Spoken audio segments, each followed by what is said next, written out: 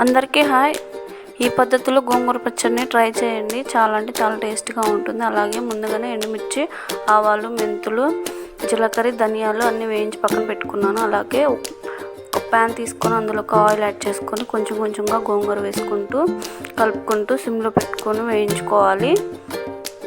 మొత్తం కలిసేలాగా కలుపుకుంటూ వేయించుకోవాలి. ఇట్లా కలుపుకొని మొత్తం మిక్స్ అయ్యేలాగా వేయించుకొని పక్కన పెట్టుకుందాం. వేగిపోయింది.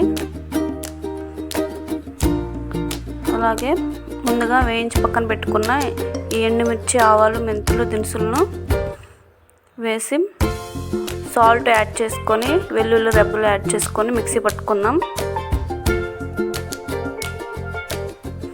మిక్సీ పట్టిన ఈ కారంలోకి వేయించి పక్కన పెట్టుకున్న ఈ గోంగూరని యాడ్ చేసుకొని కలిసేలాగా ఒకసారి మిక్సీ పట్టుకొని పోపు వేసుకుందాం. కడాయి పెట్టుకొని ఆయిల్ వేసుకొని తాలింపు దినుసులు, వెల్లుల్లి రెబ్బలు వేసి ఎండుమిర్చి యాడ్ చేసుకొని కరివేపాకు యాడ్ చేసుకుందాం. తాలింపు రెడీ అయింది. ఇందులోకి మిక్సీ పట్టి పక్కన పెట్టుకున్న గోంగూరని కొంచెం కొంచెంగా వేసుకుంటూ కలిసేలాగా ఆయిల్లో కలిసేలాగా కలుపుకుంటూ 3 నిమిషాల వరకు సిమ్లోనే వేయించుకొని గోంగూర నుంచి ఆయిల్ సపరేట్ అయ్యేంత వరకు వేయించుకోవాలి.